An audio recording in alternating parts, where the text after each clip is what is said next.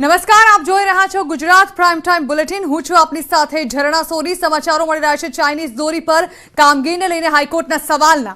કામગીરીને લઈને હાઈકોર્ટે સરકારને સવાલ કર્યા છે। તેઓએ કહ્યું છે કે કામ કાગળ પર છે કે કામગીરી થઈ તો કેટલી થઈ, દરોડાની વિગતવાર માહિતી આપવામાં આવે। હાઈકોર્ટે આ સવાલ કર્યા છે। આવતીકાલ સુધી કોર્ટે સમય આપ્યો છે। સોગંદનામામાં પણ આ અંગે સરકારે કોઈ માહિતી નથી આપી તેવું હાઈકોર્ટનું કહેવું છે। ગૃહ વિભાગના સેક્રેટરીને નવેસરથી સોગંદનામું કરવા હાઈકોર્ટે આદેશ કર્યો છે।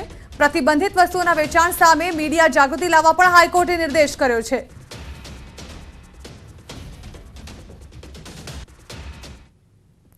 રાજ્યમાં વ્યાજખોરીનો ધંધો કરતા લોકોની હવે નથી ખેર। પોલીસે વ્યાજે રૂપિયા આપી લોકોને લૂંટતા વ્યાજખોરો વિરુદ્ધ ગાળીઓ કસ્યો છે। વ્યાજના વિષચક્રમાં ફસાવતા લોકોએ પકડવા શરૂ કર્યું છે અભિયાન। ત્રાસદી આપઘાતની ઘટના સામે આવે છે। આ તરફ હવે ગુજરાત પોલીસ પણ વ્યાજખોરો સામે એક્શન મોડમાં આવી ગઈ છે। હવે વ્યાજની માયાજાળમાં ફસાવતી ટોળકીની ખેર નથી। વ્યાજના વિષચક્રમાંથી સામાન્ય પ્રજાને મુક્ત કરાવવા પોલીસે વિશેષ ડ્રાઈવ ચલાવી રહી છે, જે અંતર્ગત સુરત સચિન જીઆઈડીસી પોલીસ અને સચિન પોલીસે વ્યાજખોરો સામે 11 ગુના નોંધ્યા છે અને 14 લોકોને જેલના સળિયા પાછળ ધકેલી દીધા છે। ખરેખર વ્યાજખોરોના જે લોકો ભોગ બનેલા છે એવા ઈસમોનો સંપર્ક કરી તેઓને પૂરો વિશ્વાસ આપતા તેઓને હિંમત આવતા સચિન જીઆઈડીસી પોલીસ સ્ટેશનમાં કુલ 11 ફરિયાદીઓએ પોતે જે પૈસા વ્યાજે લીધેલા એનું ઊંચો વ્યાજ ચૂકવવું પડેલું છે એ બાબતે અને હજુ પણ વધુ વ્યાજ માગે છે તે બાબતના 11 કેસો કરવામાં આવેલા છે। પોલીસ કસ્ટડીમાં ઉભેલા શખ્સો નાના ધંધાર્થીઓને મહિને 15% વ્યાજે રૂપિયા આપતા અને ત્યારબાદ પરેશાન કરતા હતા। જો 10,000 વ્યાજે લીધા હોય તો વ્યાજ પેટે રૂપિયા 2,000 પહેલેથી જ કાપી લેતા। ત્યારબાદ રોજે રોજ વ્યાજ વસૂલ કરતા હતા અને જો વ્યાજના રૂપિયા ન આપે તો ધાક ધમકી આપીને હેરાન કરતા। પોલીસે આમાં નાના ધંધાર્થીઓ, શાકભાજીની લારીવાળા અને કટલરી વેચતા લોકોને વ્યાજના વિષચક્રમાંથી છોડાવ્યા છે। પોલીસે વ્યાજખોરો પાસેથી કોરા ચેક્સ, ડાયરીઓ, લખાણો સહિતના ડોક્યુમેન્ટ્સ કબજે કર્યા હતા। એટલે કે આ તરફ હવે રાજકોટમાં પણ પોલીસે વ્યાજખોરો કરી છે। માત્ર એક જ દિવસમાં ડીસીપી ઝોન 1ના વિસ્તારમાં વ્યાજખોરો વિરુદ્ધ 7 જેટલા ગુના દાખલ થયા છે, જે પૈકી ભક્તિનગર પોલીસ સ્ટેશન વિસ્તારમાં 4 જેટલા ગુના, બી ડિવિઝન પોલીસ સ્ટેશનમાં 2 જેટલા ગુના, જ્યારે કે થોરડા પોલીસ સ્ટેશનમાં 1 ગુનો દાખલ થયો છે। પોલીસ તપાસમાં કેટલાક નાના ફેરિયાઓ પણ વ્યાજખોરોનો શિકાર બન્યા હોવાની ઘટના સામે આવી છે। અમે ગઈકાલે ઝોન 1ના 6 પોલીસ સ્ટેશનોમાં કુલ 7 ગુના દાખલ કરેલ છે, જેમાં ભક્તિનગરમાં 4, થોરાળામાં 1 અને બી ડિવિઝનમાં 2 ગુના દાખલ કરેલ છે। ગઈકાલથી જ ડ્રાઈવ ચાલુ થયેલ છે, હજી આ ઝુંબેશ ચાલુ રહેવાની છે। આ તરફ હળવદના નવા માલિયાણા ગામના પરિવારે રાજ્યપાલને પત્ર લખી ઈચ્છા મૃત્યુની માંગ કરી છે। વ્યાજખોરોના ત્રાસથી પિતાએ આત્મહત્યા કર્યા બાદ ફરિયાદ ન નોંધાતા આખાય પરિવારે મોત માંગ્યું। સુસાઇડ નોટમાં વ્યાજખોરોનો ઉલ્લેખ કર્યો હતો, પણ હજી સુધી એફએસએલનો રિપોર્ટ ન આવ્યો હોવાથી કોઈ ફરિયાદ ન નોંધાતા પરિવારના 8 હજી સુધી અમારી કોઈ ફરિયાદ દાખલ કરેલ નથી। જો અમને ન્યાય નહીં મળે તો રાજ્યપાલ સમક્ષ અમે ઈચ્છા મૃત્યુની માંગ કરેલ છે। આવી ઘટનાઓને રોકવા જ પોલીસે 31 જાન્યુઆરી સુધી વ્યાજખોરો સામે સ્પેશિયલ ડ્રાઈવ શરૂ કરી છે, જેમાં ગેરકાયદે રીતે નાણાં વ્યાજે આપનારા, ખોટી રીતે રંજાડનારા શખ્સો સામે કડક કાર્યવાહી હાથ ધરવામાં આવી રહી છે। ત્યારે હવે વ્યાજના વમણમાં ફસાયેલા લોકોને પણ ડર્યા વગર બહાર આવી ફરિયાદ કરે અને પોલીસને મદદ કરે તો અનેક લોકોની જિંદગી બચી જાય। લોભિયા હોય ત્યાં ધુતારાઓ ભૂખ્ય ન મરે। ફરી એકવાર આ કહેવત સાર્થક થઈ છે મહેસાણા પંથકમાં, જ્યાં અમેરિકા જવાની ઘેલછામાં એક પરિવારને ગુમાવવા પડ્યા 2.5 કરોડ રૂપિયા।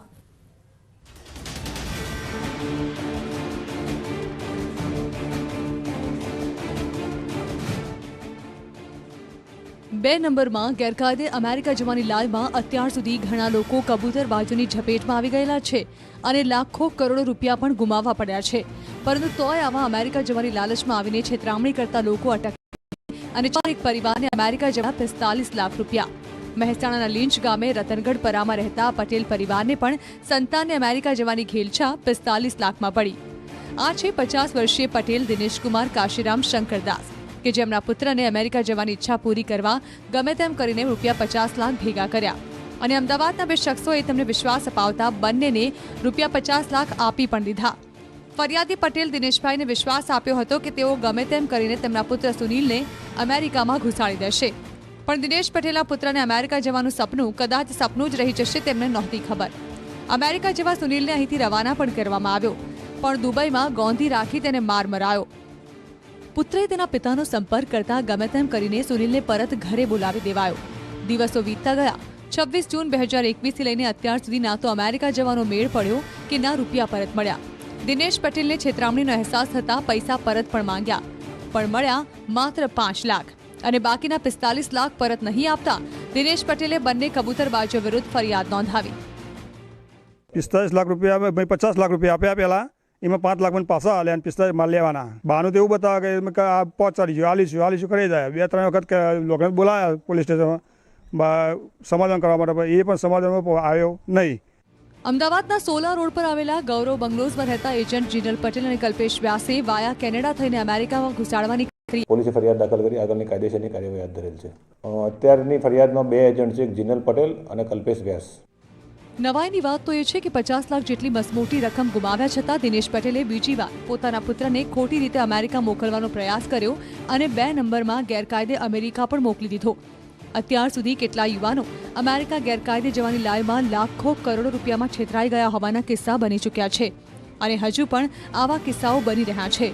અનેકના જીવ પણ ગયા છે, પરંતુ વિદેશ જવાની ઘેલછા ધરાવતા લોકો સમજે તે વાતમાં માલ નહીં, પરંતુ વિદેશ જવાની લાલસા રાખનારાઓને હવે ચેતી જવાની જરૂર છે. બાકીના 45 લાખ જેટલી રકમ હોય છે તે આજ દિન સુધી તેમને પરત આપવામાં આવી નથી. પરિવારનું કહેવું છે કે અહીંયા યોગ્ય જે રોજગારી નહીં મળવાથી અને જામનગરના જોડિયા પંથકના અન્નદાતાને જીરું રડાવી રહ્યું છે.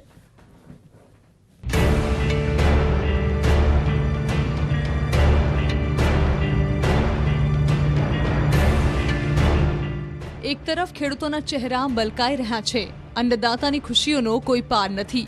જીરું એ ખેડૂતોને માલામાલ કરી રહ્યું છે. બીજી તરફ જામનગરના ખેડૂતો માટે જીરું ચિંતા સમાન બન્યું છે. જુઓ, સૂકા ભટ્ટ છે ખેતરો, ખેતરોમાં પડી ગઈ છે તિરાડો, મુરઝાઈ ગયો છે પાક, પીળો પડવા લાગ્યો છે પાક, ફસાઈ ગયા છે અન્નદાતા, ખેડૂતોના ચહેરા થઈ ગયા છે લાલ. જામનગરના જોડિયા પંથકના અન્નદાતાની મુશ્કેલી અને વેદના વ્યક્ત કરવા માટે આ દ્રશ્યો પૂરતા છે. જામનગરના જોડિયા પંથકના ખેડૂતોની કમનસીબી કહો કે ભાગ્યે ન આપેલો સાથ. આ વિસ્તારમાં મોટી સંખ્યામાં ખેડૂતોએ સારું ઉત્પાદન તેવી જોડિયા પંથકમાં આવેલા લીંબુડા ગામમાં ખેડૂતોએ ખેતરમાં ઉભેલા જીરાના પાકને કાઢી અન્ય પાકનું વાવેતર કરવાની નોબત આવી છે.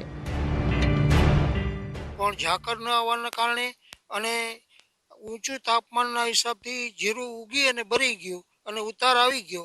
આ 10 વીઘામાં દવા, ખાતર, બિયારણનો ઘણો ખર્ચો કર્યો અને મજૂરી ઘણી પણ ચડી ગઈ. પણ અત્યારના સારા ભાવના કારણે જીરું થાય એવું નથી. હાલમાં માર્કેટમાં યાર્ડમાં 6000 જીરું વેચાય છે, પણ આ જીરું બધું નાશ પામી ગયેલ છે અને અમારી મજૂરી પણ આમાં મળે એમ નથી.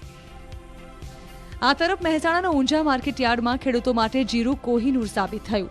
નવા જીરાએ ખેડૂતોને માલામાલ કરી નાખ્યા. યાર્ડમાં 3 બોરી નવા જીરાની આવક નોંધાઈ.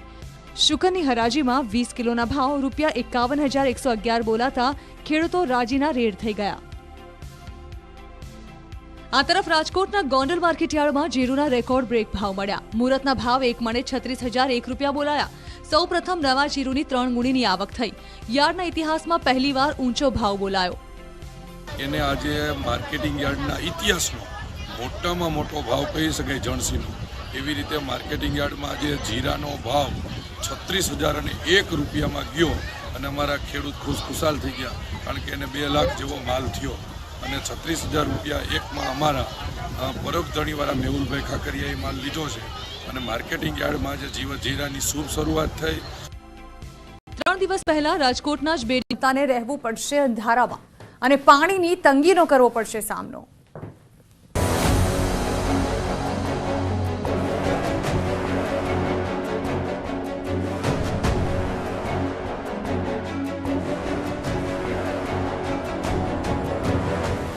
જો કોઈ ગરીબ ગ્રાહકો બાકે વીજ બિલ ભરી ન શકે તે તેના વીજ જોડાણ પણ કાપી નાખે છે. તેના ઘરની બહાર ઢોલ નગારા વગાડી ગ્રાહકની આબરૂના છડે ચોક ધજાગરા ઉડાડવામાં આવે. પીજીવીસીએલ તંત્ર ₹5,000નું વીજ બિલ પેટે રકમ માંગતું હોય તો તેને યેનકેન પ્રકારે રીતસરનું દબાણ અને પોલીસ કેસની ધમકી આપી બાકી બિલની વસૂલાત કરવામાં આવે છે. પણ જસદણ પાલિકા પાસે લાંબા સમયથી કોઈ કારણોસર લાજ કાઢી રહ્યું છે. નગરપાલિકા દ્વારા વોટર વર્ક્સ વિભાગનું 5 કરોડ અને સ્ટ્રીટ લાઇટનું બાકી બિલ 35,84,000થી વધુ લેણું નીકળી રહ્યું છે. ત્યારે જસદણ પીજીવીસીએલની વિભાગીય કચેરી બંને બાકી બિલની રકમ ભરવા અંગે પાલિકા તંત્રને નોટિસ પાઠવી છે. 24 કલાકમાં બાકી વીજ બિલની ભરપાઈ કરવામાં નહીં આવે તો પીજીવીસીએલ દ્વારા કનેક્શન્સ કાપી નાખવાની ચીમકી આપી છે. પરંતુ હજુ પણ એ રકમ પણ ભરપાઈ થયેલી નથી. માટે માર્ચ માસ પહેલા અમારે એ પણ વીજ જોડાણનો વીજ પુરવઠો બંધ કરવાની ફરજ પડશે. એ ટાઈમસર ભરવામાં નહીં આવે તો અમે વીજ પુરવઠો બંધ કરીએ છીએ.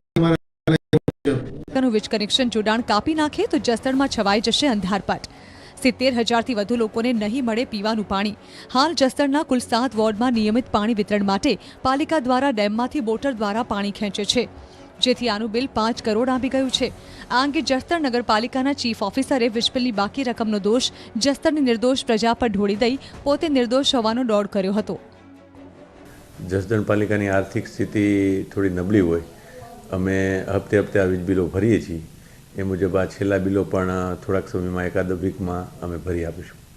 વેરાની વસૂલાત ઓછી છે. હવે આ જાન્યુઆરી જસદણ નગરપાલિકા વેરા વસૂલાત માટે 2 મહિનામાં ટીમો બનાવી વેરા વસૂલાત ઝુંબેશ પણ શરૂ કરશે. પરંતુ પાલિકા તંત્ર વેરા વસૂલાત કરનારા કર્મચારીઓને દર વર્ષે તગડો પગાર ચૂકવી પાલિકાની તિજોરી તો ખાલી કરી રહ્યું છે. ત્યારે આ કર્મચારીઓ આખું વર્ષ શું કરે છે તે મોટો સવાલ છે. હાલ તો તંત્રની આળસના કારણે જનતાને મુશ્કેલી વેઠવાનો વારો આવ્યો છે. મુનાફ બકાલી, ન્યૂઝ 18 ગુજરાતી, જસદણ. દક્ષિણ ગુજરાતના લોકોને જંગલના રાજા સિંહને જોવા માટે સાસણ ગીર સુધી લાંબુ નહીં થવું પડે. હવે સંઘ પ્રદેશ દાદરા નગર હવેલીમાં સંભળાવા લાગી છે સિંહની ગર્જના.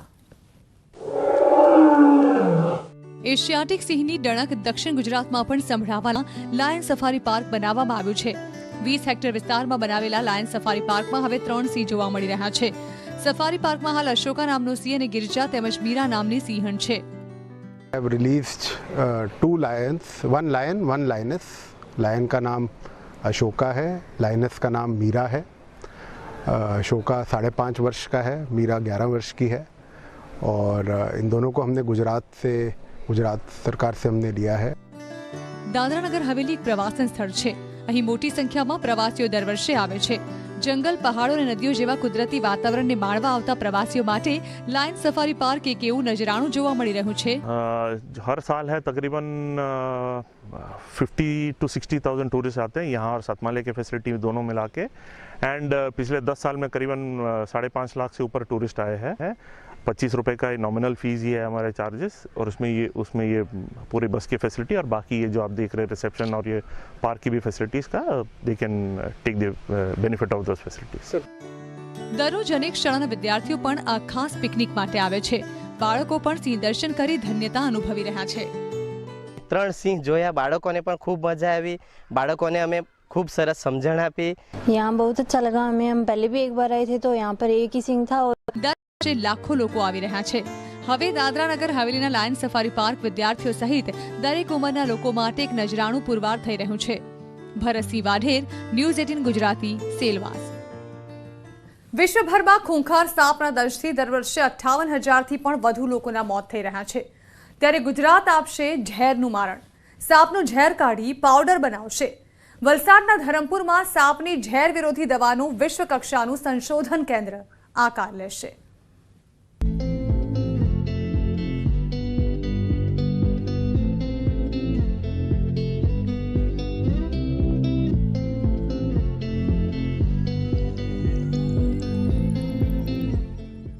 ઝેરને કાપે તેવી કહેવત હવે સાર્થક થઈ છે. કેમ કે વલસાડ જિલ્લાના અંતરિયાળ આદિવાસી વિસ્તારમાં આવેલું ધરમપુર આગામી સમયમાં દેશ અને દુનિયાભરમાં જાણીતું થવા જઈ રહ્યું છે. કારણ કે ધરમપુરમાં સમગ્ર દેશ અને દુનિયાને ઉપયોગી થનાર વિશ્વકક્ષાનું સર્પ સંશોધન કેન્દ્ર શરૂ થઈ રહ્યું છે. આ સર્પ સંશોધન કેન્દ્રમાં દેશભરના અત્યંત ઝેરી સાપોને રાખવામાં આવશે અને તેમનું સંવર્ધન કરી તેના એ સેન્ટર એવું છે કે એક ઇન્ટરનેશનલ લેવલનું WHOની ગાઈડલાઈન પ્રમાણે બનનારું સેન્ટર છે. એની અંદર એ WHOના ઓડિટમાં આવશે એટલે એના જે રૂલ્સ રેગ્યુલેશન અમે સ્ટ્રિક્ટલી ફોલો કરીશું. એ હું એમ માનું છું કે દેશનું પ્રથમ સેન્ટર હશે. એ સેન્ટરની અંદર 3000 સાપ રાખવાની મંજૂરી મળી છે અમને. અત્યારે એક જ તબક્કે 3000 રાખવાની જરૂર નથી. જેમ જેમ અમારું જે કાર્ય આગળ ચાલશે તેમ તેમ અમે સાપની ક્ષમતા વધારીશું. આ સંસ્થા સર્પગૃહ બનાવીને ઝેર એકત્રીકરણનું કામ કરશે. અહીં ગુજરાત, મહારાષ્ટ્ર, મધ્યપ્રદેશ અને રાજસ્થાનમાંથી ઝેરી સાપો લાવીને તેનું સંવર્ધન કરાશે.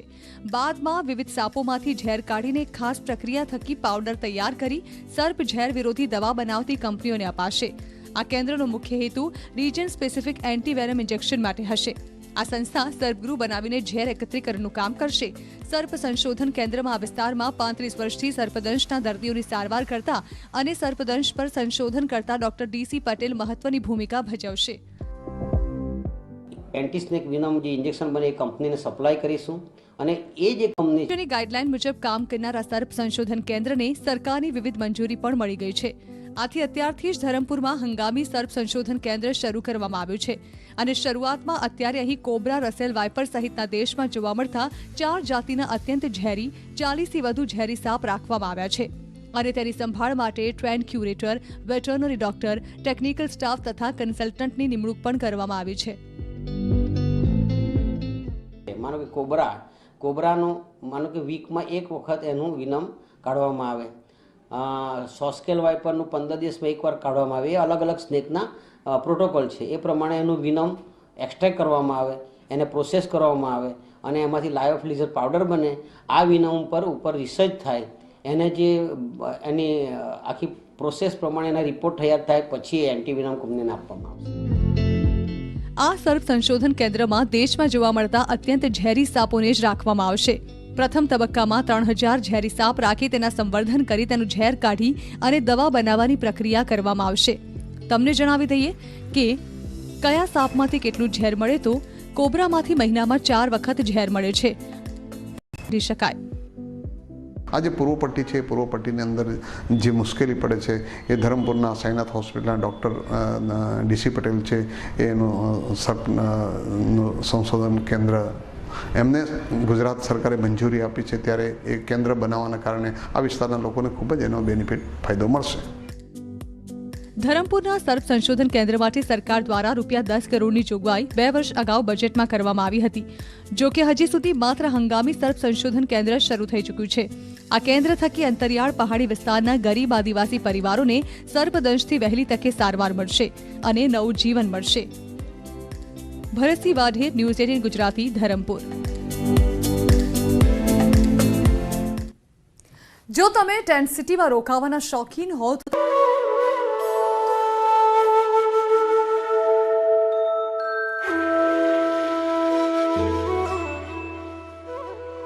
ટુરિઝમના માધ્યમથી કાશીને ધર્મ, કળા અને સંસ્કૃતિ થકી વિશ્વ ફલક પર પહોંચાડવા માટે પ્રયાસ ચાલી રહ્યા છે.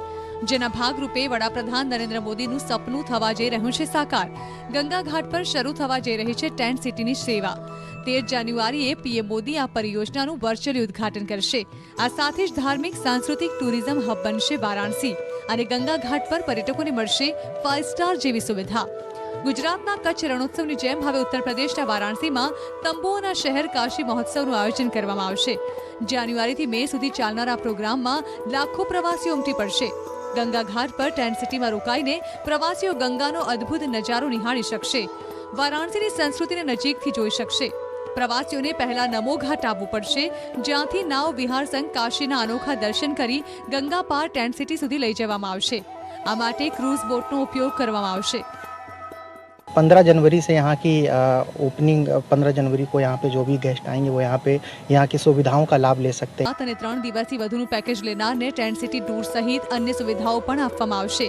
વારાણસીની પવનધરા પર ગંગા ઘાટ પર ટેન્ટ સિટી બનાવવામાં આવી છે, જેમાં રહેનાર પર્યટકોને અવિરત જલધારાના દર્શન થાય તેવી વ્યવસ્થા કરવામાં આવી છે. ટેન્ટ સિટી કાશીમાં પણ બનતા કાશીમાં પ્રવાસીઓની સંખ્યામાં વધારો થશે. તો આ સાથે જ ગુજરાત પ્રાઇમ ટાઈમ બુલેટિન અહીં સમાપ્ત કરીશું અને વધુ સમાચારો વિસ્તારથી જોવા માટે આપ જોતા રહો ન્યૂઝ 18 ગુજરાતી.